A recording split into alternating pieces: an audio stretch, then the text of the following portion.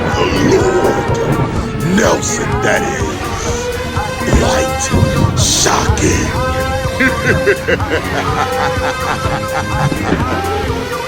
This is Danielle Weber, and you're listening to Live and Loud with the Lord. Nelson, that is. Yes! Perfect. I nailed it. Even Alessandra's like, yeah, you did.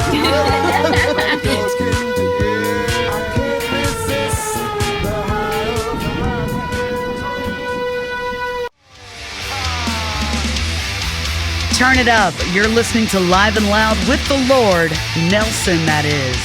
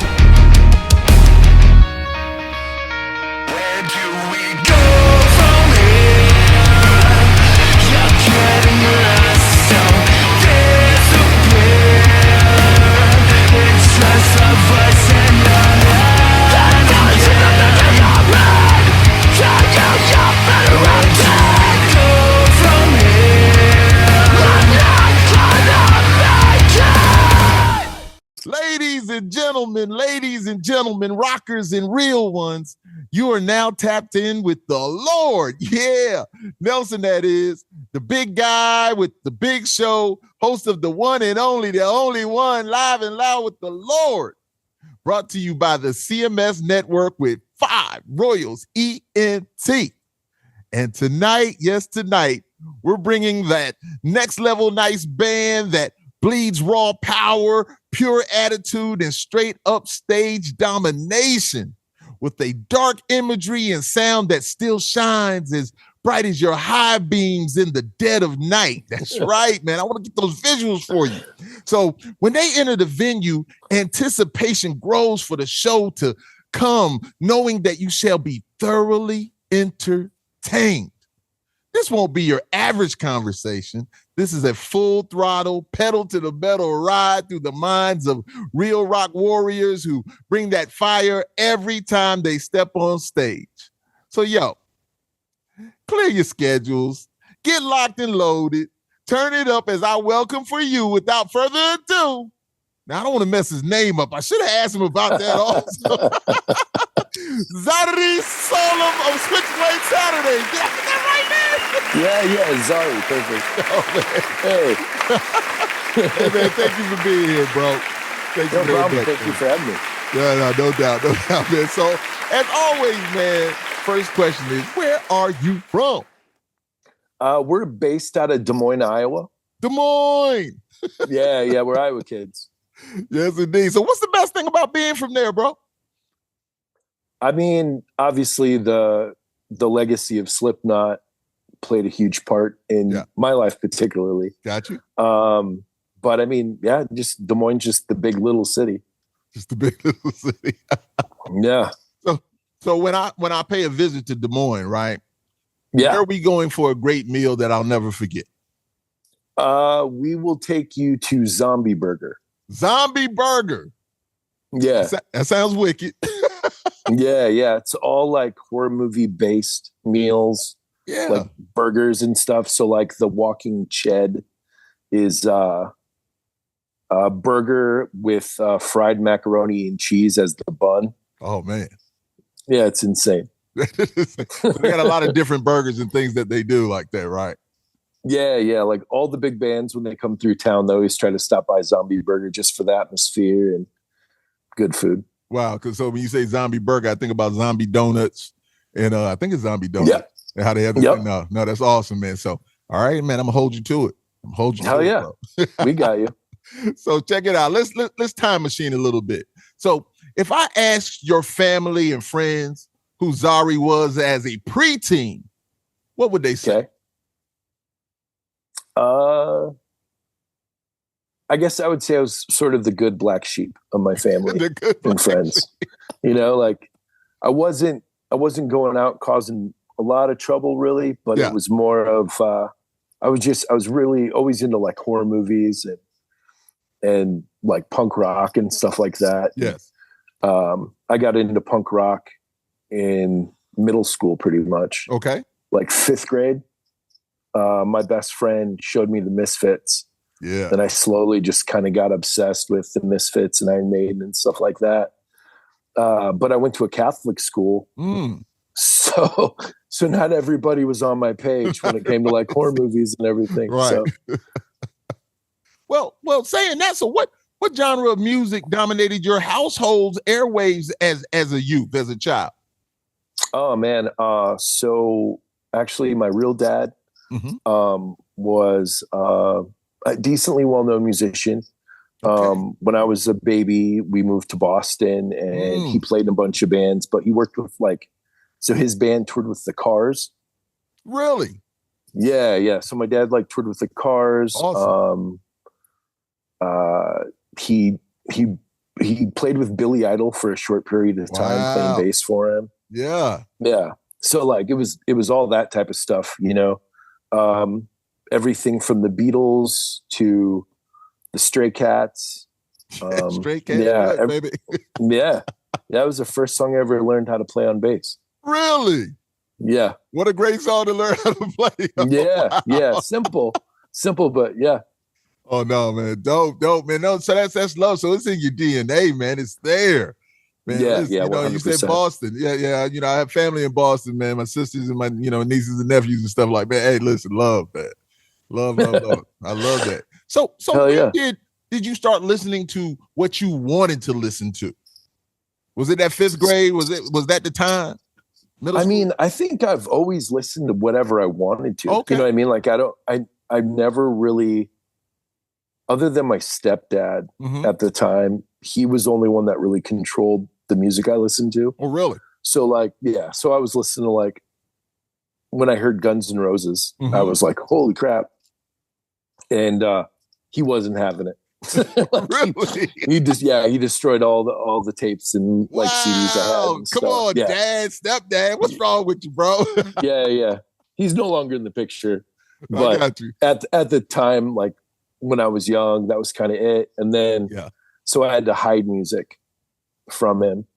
You know what I mean? Like most people hid nudie mags, and I was hiding, I was hiding different artists in my stuff, I remember the second Guns N' Roses tape I got, I hid inside a Boys to Men case. You know what I mean? So yeah. Awesome.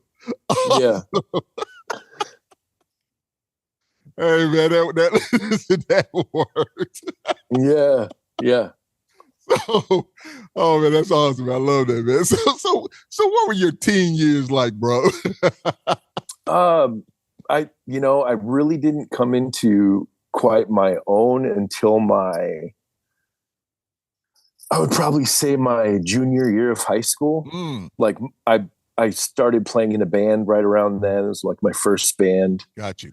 And we kind of took off and became popular in the music scene. And we were doing, we were young, you know what I mean? So I was a junior in high school. My drummer and bass player were a year younger than me, so they were sophomores. Got you. And then our guitar player was older than me, so he was a senior. But we were doing the kind of our own version of kind of Green Day punk rock. Got you. I can hear you. Meets meets the Sex Pistols kind of era. Got you. And we got really popular. So, awesome. But before that, no one no one wanted to be our friends at the time, So what was the name of the band? You're a wild dope. So that band was called Article Debris. Article Debris. Yep. And that was my first That was my first real band. Gotcha. Your first real band. I like that. So well, I'm gonna jump here a little bit. So do you remember your first performance and how it felt to you? Yeah, I definitely remember. We played a bar. Mm-hmm. And we had to like beg to get permission to play this bar. Right. But I remember like we packed the place out. We did a lot of Green Day covers mixed in with our originals, but that was kind of the thing. Like we played practically the whole Dookie album. Oh, really? Like at that era. Shit, yeah. That's awesome. Yeah. So I mean, we were really obsessed with Green Day and like Rancid and stuff like that at the time. Yeah. And but I remember when we were sound checking, the bar owner told us we couldn't be any louder than the jukebox. What? Yeah. And when we kind of laughed at him, we're like, well, jukebox shouldn't be playing while we're playing anyways. You know what I mean? So we obviously were way louder than the jukebox, but he made a bunch of money, so he didn't give us any crap after that. Yeah. That's right. No, that's awesome, man. I was waiting for you to say, like, man, we went up there and turned it up as loud as he could. Oh yeah, we blow them out for sure. Yeah, of course. Yeah. So when did the music gods call you to bestow your talents on the masses? When were you like, I'm going all in?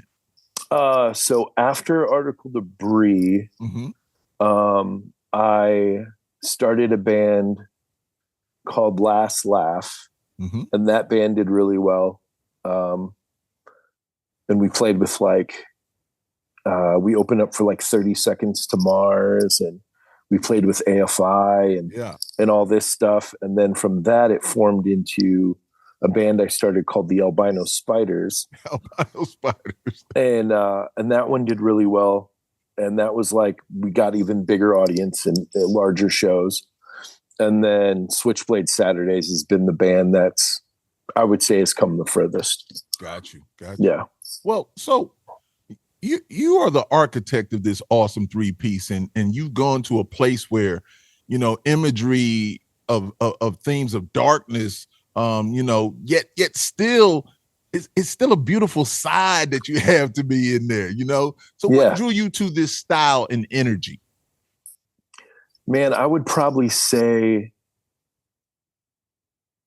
what got me into the more theatrical aspect of it, besides Iron Maiden, is the band AFI. Like we got to open up for AFI in my previous band. And that's when I started implementing more theatrics and not going up on stage and just wearing your favorite band shirt. You know what I mean? Like, we wanted to have a look when we took the stage. We wanted people to recognize who we were the second we walk in the venue. You know what I mean? 100%. So that was kind of our thing. Joey Jordison told me once that you always dress to impress. So he said you always want to walk into some place and have people wonder, be like, who the hell is that guy? Like, what's his story? You know? Yes. And I always kind of stuck with that. So like, I would always make sure, like, when I would go to a concert, I would look, you know, I'd have a kind of a look to me, like going to like another band's concert. You know, I'd always have like our bandanas on me or just some type of thing that would reference my band. So someone would come up and ask me about it. So that was kind of the thing that I've always stuck by.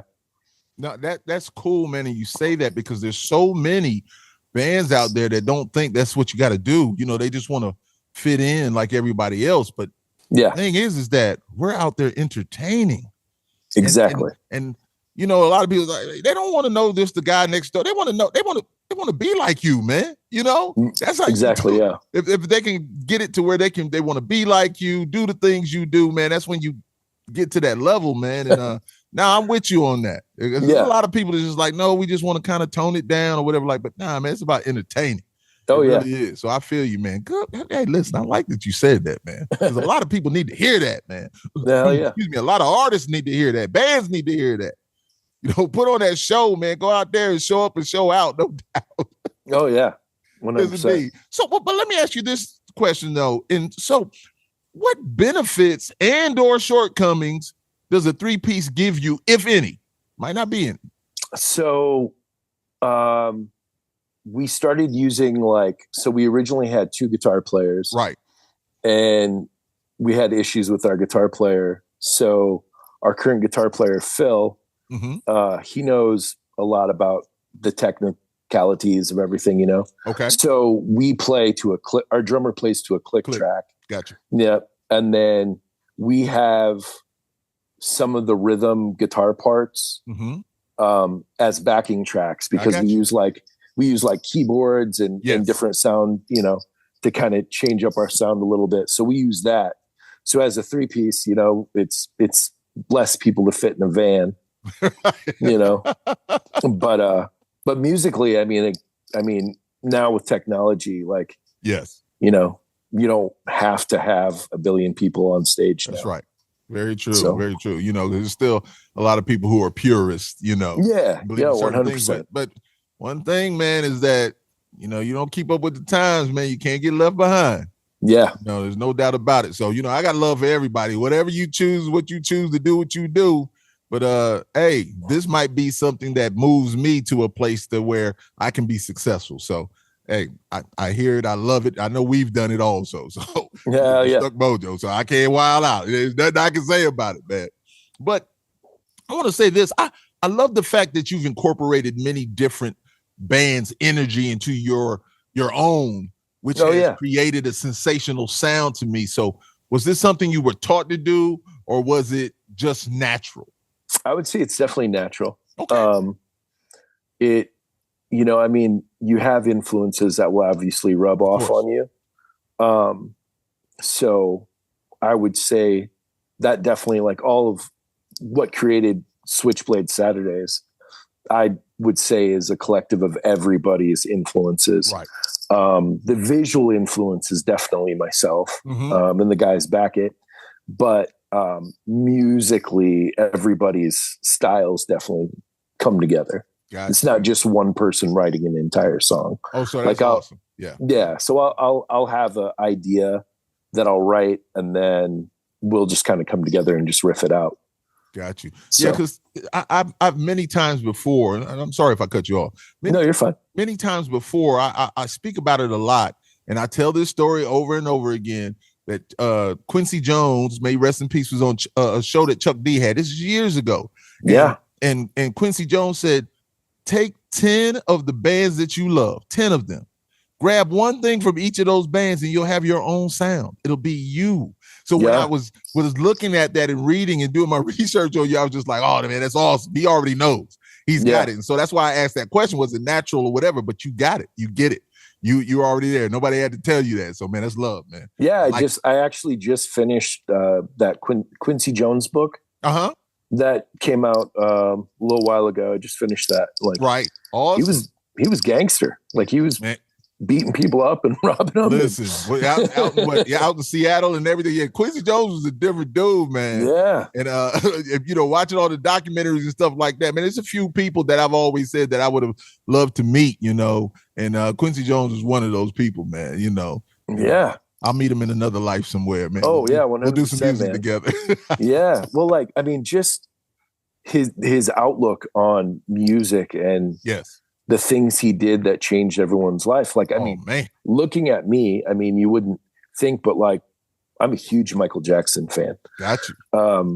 Thriller, that whole era helped mold this creepy, horror thing. Oh, I got that you. I'm into, so I got chills from you saying that, because it made so much sense when you said it. You said Thriller, and then what you do, and then your visuals. I was like, nah, that's beautiful. It's beautiful. I said, I'm there. And once again, man, what do they say? It's not. We're not a monolith of what we like, this or that or that. We're musicians. We love music. We love so many things. The majority of us. I always say we're not genre snobs. You're right. A lot of people, I only listen to this. I only listen to this. The majority of the times, that's not what goes on, man. So, thank you for saying that, man. Yeah, of course. So, I think the name Switchblade Saturdays is super dope. The logo is fire, man. So, what does it mean and stand for? Educate us, man. So, when I was doing the band, the Albino Spiders, a guitar player I had at the time didn't like my vocals. And he wanted me to sing higher pitched and wanted more growling and stuff. I don't know. Like he was just kind of whatever he was into. Got you. So I caught him auditioning people to replace me in my band. Really? Yeah, and it really pissed me off. People to replace you in your own band. Yeah, band I started, and I was just like, you know what, man? Like, so I was sitting at home and I was trying to figure out what I was going to do, and I was like, I'm just going to dissolve the band. And I was like, I'm done. I'm going to close down the band. It's my music. Like, at that time, almost all the music that was in Albino Spiders was what I wrote. Gotcha. So I was just like, well, fuck them, you know, like I'm going to, sorry, I don't know if I can swear out here or not. Fuck them, man. Okay. So I was just like, so I was sitting there and I kept writing down just another, I said, I kept writing down Backstabbers Unite. And then I wrote down just another Switchblade Saturdays, like someone stabbing you in the back. Right. And then I called everyone up and I was like, I'm killing Albino Spiders. I'm going to do a new thing. Definitely be way more pissed off. If you guys want to audition for the band, like I told the guys that were in the band, I was like, if you guys want to audition for what I'm doing, like you can come out, like, but I'm starting from scratch and just coming at it. And I'm going to do what I want to do instead of, because with that band, I had some like darker theatrics, but it wasn't what I wanted. Gotcha. I was still like being like, okay, you know, you guys don't want to, you know, I had like, so in that band, people would walk up on stage just wearing like a band t-shirt. You know what I mean? Yes. So with Switchblade, I was like, I'm going to have a look. I'm going to have, you know, this, that, like every time we take stage, like you're going to know who we are. So of course. So that was that. So that's how I came up with the name. Well, you know what is dope though, and this is what I always say, man. That's a part of your journey. That's a chapter in your book, man, of your novel, your story, and so I always think these things happen for a reason, man. I really believe that. Oh yeah, so for sure. It took you to another level. But I'm gonna be honest with you, man. So I was saying when you started telling your story, and you said that he was interviewing other people. Yeah, front lead. You know what I said to myself? Man, he pulled the switchblade on him, man. Yeah. I was like, all right, man. I'll see what you doing. Like, he went to go get him and shit like that. So I was just like, yeah. So awesome, man. No, awesome, man. Once again, thank you for that, man. I like the story, man. Listen, I always say the world's not crazy. It's the people in it, man. Oh yeah. And damn, that's crazy, yo. So your stage presence and energy are second to none, yo. And I can feel you're passionate about what you've created. So what do you enjoy more, producing or performing? Performing, for sure. Yeah. I think that like playing a song and like watching the audience just get it. Yes. And singing along and then talking to people after the shows and then having them, you know, say how much, you know, something influenced them or whatever, I think is like that connection, I think is untouchable. No doubt. There's nothing like being on that stage. You know, I just did Intervane the other day, part of the Distilled Entertainment. And and Intervane, you know, they were two of them said that they like the producing more. And I haven't had a lot of people that say they like the producing more. You know, most people like that high being on stage. Yeah. And you know, we're all creative. So, you know, no doubt that having somebody that really liked the producing and the creating part, man, was dope too, man. So yeah, it's cool. Love. Yeah. So you are blessed to play with two other amazing musicians. So what do you feel they bring to the band that can't be duplicated? Man, our drummer Ben is a human metronome. Like that guy is so on beat. I mean, not to mention he beats the hell out of the drums when he plays, but like he's just even though he plays to a click track, like I don't know if you use in-ears or whatever, but sometimes your in-ears will like fall out and and like that's it. You're blind now. You know what I mean? That's right. And we did a show where like part of the set, the in-ears, like he was getting interference originally before we had it. So like he would just he knew exactly where he was at and just kept the beat. And so we follow him, you know. So we had no clue he couldn't hear until after we got done playing. Still rolling, still live, still, that lets you know how dope he is, indeed, man. And he's dedicated, man. So I've been playing with him. So he was my drummer in the Albino Spiders. Yeah. So he came with me from that. And then Philip is awesome guitar player, has a great stage presence, does great backing vocals. He played in a Christian metal band that was well known called Senseless Beauty. And they were pretty big. They did a lot of really big things. And I actually pretty much pulled him out of retirement. Like he was completely done with music. Wow. And I reached out to him and I was asking him about like lighting and, you know, stage lights and stuff like that. Cause he did that with his band a lot. Got you. And then we just started talking about music and I just lost my guitar player at the time. I was like, you know, would you want to play? He's like, oh, I don't know. I was like, well, let me send you some songs. And if you dig it, let me know. And he wrote a couple riffs over top of it and sent it back. And we've had him ever since. Awesome. Yeah. Awesome, man. No. Hey, listen, they compliment you very well. You guys compliment each other, you know, the musicianship, the arrangement, you know, the orchestration, all of those things is just love, man. I love your tension and release also. That's one thing that me getting to the metal music and going out with Stuck Mojo and watching, you know, Ryan with, you know, his band Vengeance and Ectomorph and just other bands in Europe and things and just vibing to it and really getting it, you know? Yeah. Really getting it. I was just like, okay, now I'm getting all the heavy vocals and the things like that, man. Cause to watch Ryan them every night, man, it was just a great thing, man. Cause I love those guys. I love them. Those my dude. Hell yeah. Yes, indeed. So let's talk about the videos for a moment. So when it comes to the treatments for the videos, who is coming up with these incredible visual ideas, man? It's mostly me. Me and the director pretty much. Like I obviously will I'll have ideas and I'll show it to the band. Right. But I would actually break it down to I would have a storyboard about exactly what I want to do. Got you. The video that we have for Go From Here, I don't know if you saw that video. Of course. But it kind of flips back and forth through different storylines. And an interesting thing is, so we're buddies with the band Ice Nine Kills, which is Ice Nine Kills, yeah, huge now. Right. You know what I mean? And so we were working on that video at the time, and I was talking to Spencer, and he's like, "Oh, you got to see this new thing I've got coming out." So that was for their video that was about American Psycho. Okay. That song. And oh man. So we actually originally I had that scene from American Psycho where he attacks the guy with the axe and he's like, "Hey, Paul."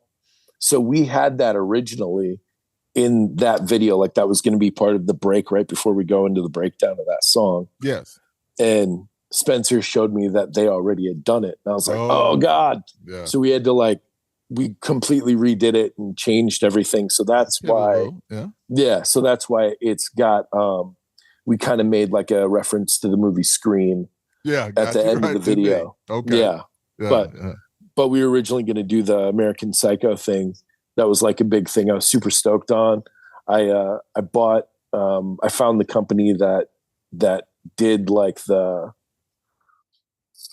of the clothing for the actual movie American Psycho. So I got the exact raincoat from that company and all this stuff. I just bought it. I was super stoked, and I was just getting ready to tell Spencer about it. And he told me, I was like, no, damn it. And then, still worked out great though. Oh man. Yeah. And then, not Halloween, but what's the other song? Why is it escaping me? What's the other video you have? So the first video we ever released was Some Things Should Never Be Left Forgotten. That was kind of a ballad. Should never left. Okay. So now that's the one I'm speaking of. And I'm sorry for cutting you off again. No worries. Just in my mind. So watching that, just looking at those visuals, it pulls me in because I'm a super visual person. So when I'm seeing that, it's like I'm there and I'm watching dude go through things and I'm watching the young lady. And then let me say this, man. So it really got to me at the end with the pills, and he's dumping out the pills. Yeah. And just being in that field and the wind blowing and the straw and the listen, that part right there when it got there, man, and it was more about, it wasn't as much about as, him, the pills and, suicide. And I got that, man, which you love. But it was like, it made me feel a way. That right there made me feel good at that end. I was just like, man, it just took me back to like my childhood. And like I go fishing and do things like that. It just made me feel good. And I was just like, this is nice, man. Yeah. So that actually, we had to reshoot that video, that ending. So originally in the first version of that song, we had him die. So we had him kill himself by taking pills. Right. And we're still do the, the big anti-suicide thing at the end of the video. Yes. And we sent the video. So Lee Jennings from Funeral Portrait has been like a homie of ours. We've been playing shows with them almost since they started. Like we almost started at about the same time. Right. And Lee was helping us get our music video to Alternative Press magazine. So they were going to do a feature on us and they were going to play our video on their website. So they were going to debut our video. Yes. And we sent them the video, and the guy from, I think We Came as Romans just committed suicide at the time. Wow. Or something like that. Yeah. So they're like, hey, this kid's way too close to home. We can't have this. We won't play your video if this is the ending. And we're like, oh God. So we called the video director up and we hashed out, like, we're like, okay, we need to spin it and make it a little bit more positive. He's like, I got an idea. Shot it in a weekend, sent it back to us. And we're like, yes, this is beautiful. This is exactly what I'm looking for. Yes. We send it to AP magazine and they're like, nah, never mind. so nothing came about it, so we have a video of the original ending still from the very first one that we sent out. But yeah, that was super wild. No, dope video, dope message. Thank you. Dope message. It's a great message. Just about, life can be difficult, man. Oh yeah. Things go on, man. And we got to keep pushing forward, man. And as I say, man, you live till we're not living anymore, man. We're all going through some stuff. There's no doubt about it, man. But I really, I'm telling you, enjoyed the visuals. And when it got to that end, man, it moved me. I just want you to know it made me feel good. Good. I'm glad. Walking away after he dumps the pills out, man, I was just like, man, I'm thinking about them old days on Fort Jackson, just walking and feeling good, going for fishing, riding my bicycle and doing those kind of things. So now, man, great job, man. Definitely. Thank you. Yes, indeed. So how much do you feel you've grown mentally and musically since you first started? Because you've been through some shit, bro. Oh, yeah. We're definitely, all of us as a collective mentally are way different than we were when we first started. Yeah. Back in 2022, okay, I think. My brain's weird, but so we were in a bad van accident, and our guitar player was by himself. But that gave us a very mortality feeling. You go from thinking that you're untouchable and you're always going to see another day. And man, that changed our lives. Like he was coming to meet us because we changed up some lights. And so we were going to go over that. And I was on the phone with him, and I remember him saying, he's like, man, the semi's coming really fast over the hill. I hope he sees me. And then the line went dead. But that entire week, his phone kept dropping our conversation. Right. So I didn't think anything of it. Wow. And man, we were waiting for him. I was like, and he'd called me before telling me that he got held up by a train. So he's already running late. Yeah. And we're like, okay, well, I guess we just go without him because he was going to come pick us up. We're going to go and then meet him at the venue. and or ride with him to the venue. And so we were like, well, we got to get there. Like load-ins, in an hour and a half. You know what I mean? Like you can't be 2 hours late to to load in. So we're like, I sent him a message. I called him up. I left a voicemail being like, hey, like wherever you're at, just go ahead and start heading towards the venue. We'll just meet you there. And as we were driving, we saw a bunch of ambulances and cops. So we basically passed the road that he was in the accident on. And we didn't know that he was in the accident. That's crazy. So we got to the venue and his wife called me and is like, Phil was in an accident.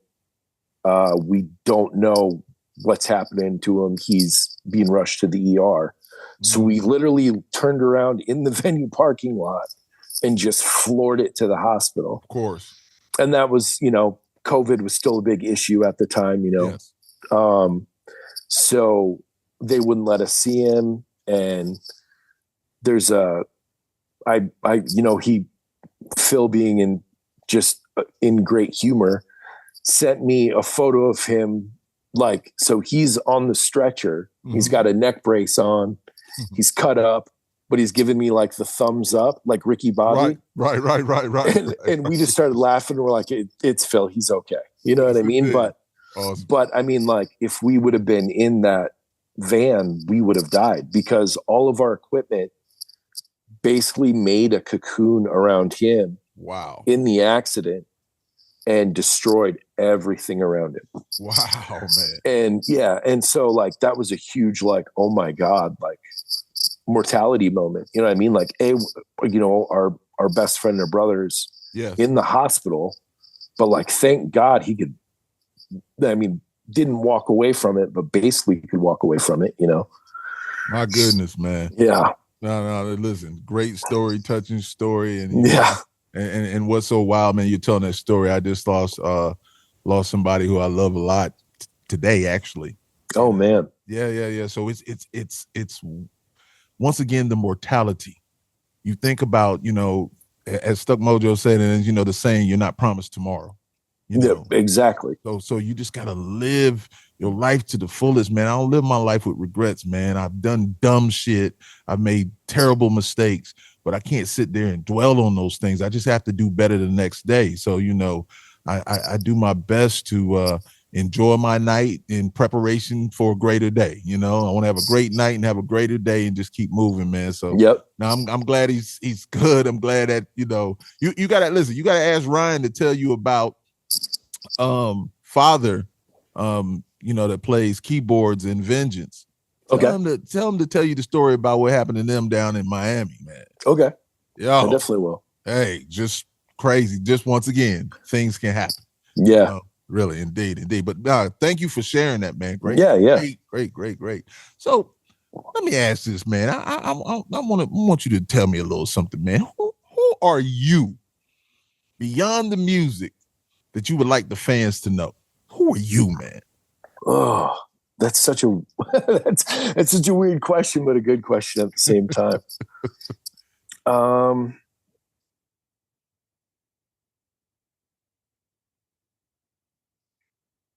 I would say I'm just like them. I'm just as fucked up as they are. Right. I have my good days, I have my bad days. Yes. The only thing that separates us from them is we're on stage and they're not. Right. So I would say that's probably it. I'm still that goofy misfit that reads comic books and loves horror movies. Yeah. So. See, that's what I'm talking about. I started incorporating this into my conversations because I just think that that's something that people would want to know. Yeah. They see us on stage, we do what we do. But I will say this, man. I always say that they're not in the moment. They become the moment, because when you're on stage, you are the moment. They're enjoying your moment.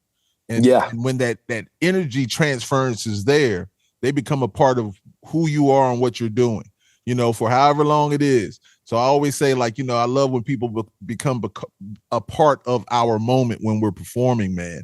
Oh, yeah. So, yeah. So now, man, I like this because I like to go fishing, man. You know, that's my thing.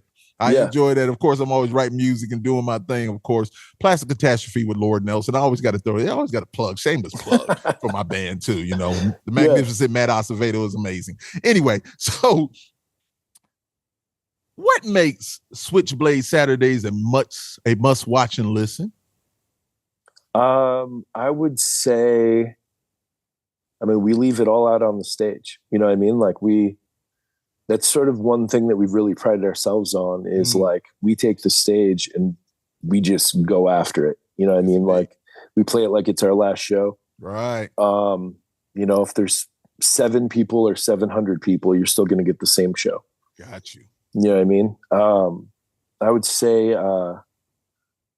that's every big band we've played with, they're always in awe because they don't expect the opener to give them a run for their money. Right. You know what I mean? 100%. So that's it. That's something we've always prided ourselves on, is like, we look like we're part of the touring package, even though we're not. Awesome.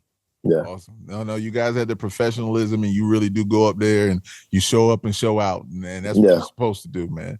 Love it, love it, love it. Now, what does success look like to you, bro? Being able to make this a profession, I think, is success. And being able to take care of the people around us, I think, make it a success to me. Gotcha. For sure. Yeah. I love it, man.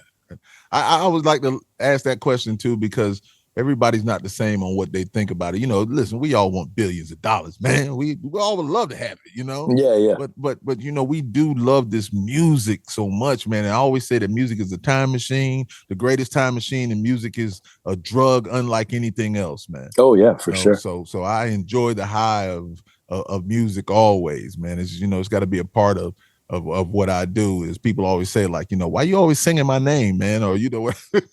I can't help it, man. It's just what I do, man. It's it. Yeah. It's just it. It really is. So what can we expect from Switchblade Saturdays for the remainder of 2025? So actually this coming weekend, so we leave Sunday, we're recording our new album in Nashville. Awesome. So we've got a fairly well-known producer named Blake Coddington. He has a band called The Letdown that's super huge right now. Right. And we met him and became friends, and he really loves our stuff and wants to work with us. So we're stoked to work with a guy who really knows his shit. Yeah. And just the fact that you're open to do that. That's so you guys have been doing the majority of the producing, and so how is that feeling of allowing somebody else to come in to do that for you? Are you excited about it? Or you? So we've had, you know, we've worked with like Innerlight Studios. So like his name's Ari Aristotle. He's Ari Gold? Yeah. No. No. But Ari was the guitar player of OTEP. Okay. And then I think he played in Butchered Babies for a while. Really? And then his main band is Dystrophy, which was really big at one point, and he's still really popular. He was on Victory Records and stuff like that. So he's always been a buddy of ours. So we recorded with him. And we've done stuff with other producers, but what I'm excited about to work with Blake is he really focuses on vocals.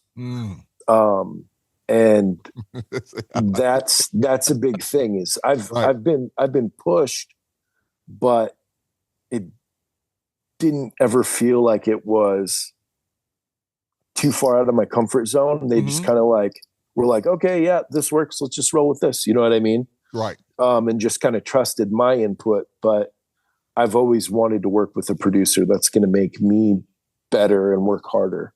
Awesome. And I believe that's what Blake's going to do with me as a vocalist. I got you, man. Yeah.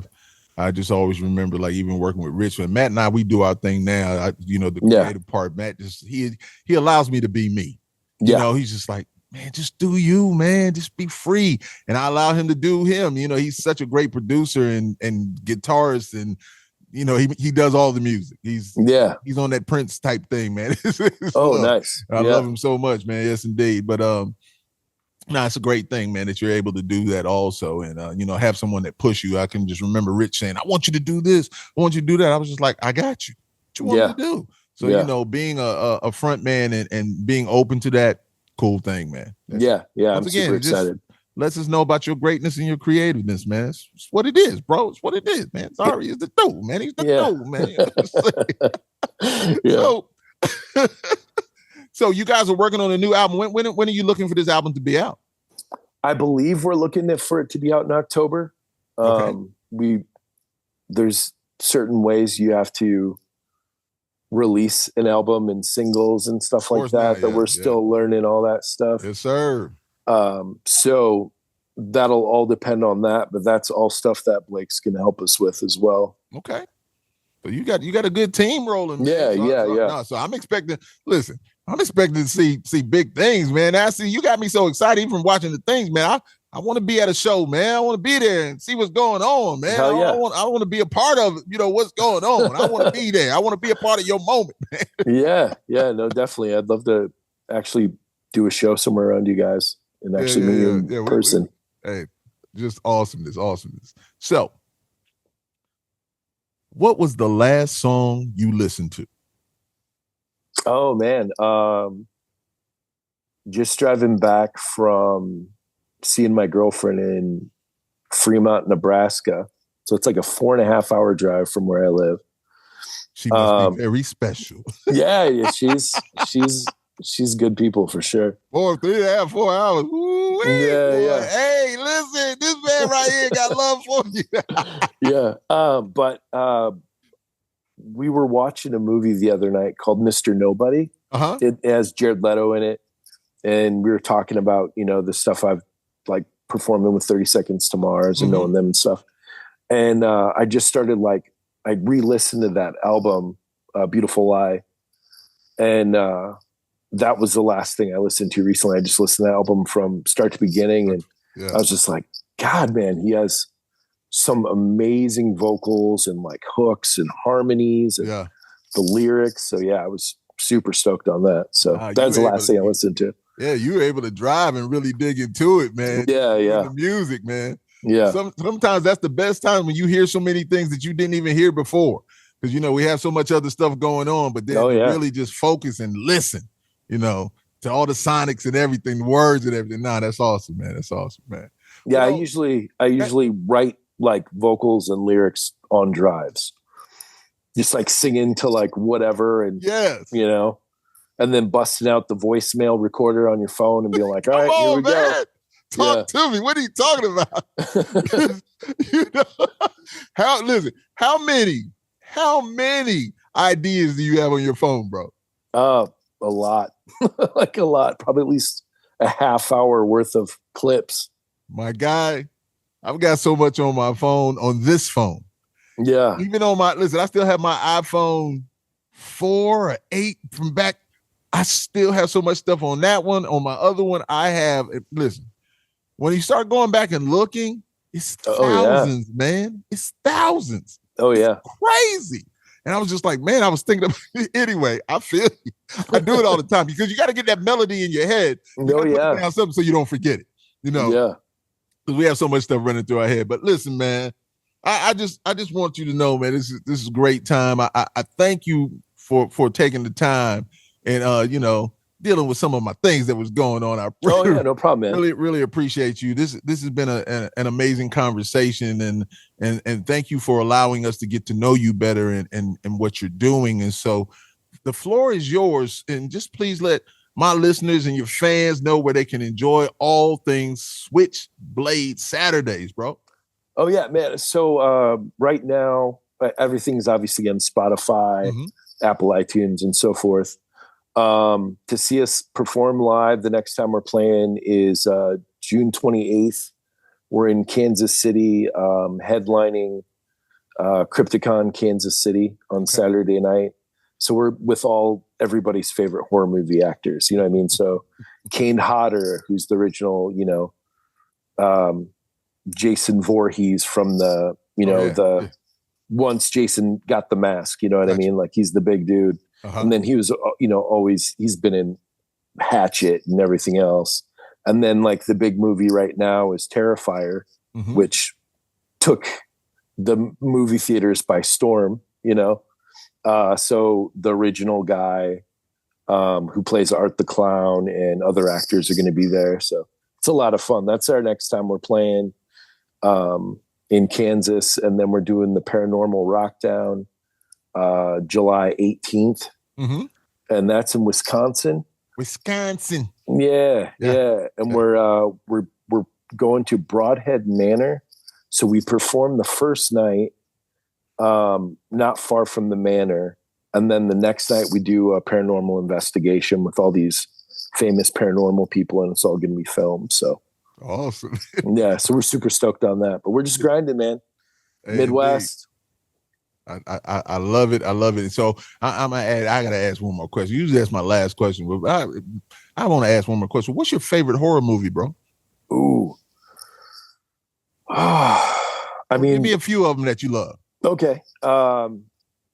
Nightmare on Elm Street, Dream Warriors is my favorite of the Nightmare era. Return of the Living Dead is my favorite zombie movie. Yeah. And then, Scream, the very first one was phenomenal. Right.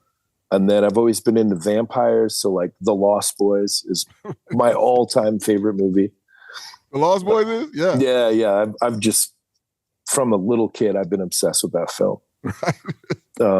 So yeah, I would say those are probably my top. I think I said 4 or 5. Hey man, it's all love, man. Listen, once again, I'm so visual, man. I had to have some young ladies walk me home one time after watching damn Nightmare on Elm Street, or was it Halloween? Man, listen, I was scared as shit, man. I ain't gonna lie to you. Yeah.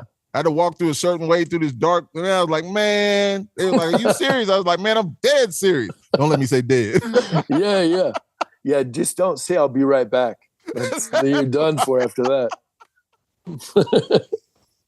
Once again, my brother, man, thank you so much. And listen, your family, anytime you want to come back, talk about anything, you want to come back and talk about horror movies, man, we can do that also. Hell yeah. Things that you love, man. Anytime, man, you're welcome. Just let me know and we'll do what we do, my brother, man. I appreciate it. Thank you again. Nah, it's love. I really enjoyed this. So, ladies and gentlemen, once again, you have just seen and been a witness to something special. And I thank you all for taking the time to spend some time with the big guy with the big show, no doubt about it. The Lord. Nelson, that is. Yes, indeed. Host of Live and Loud with the Lord on the CMS Network with 5 Royals ENT. And our special guest, one more time, our special guest, Zari Solem, yes, indeed, of Switchblade Saturdays. Yeah. Thank you. And as always, man, remember, lead with love and forward with faith. I thank you guys so much, man. One love. Be good. Peace. Thank you.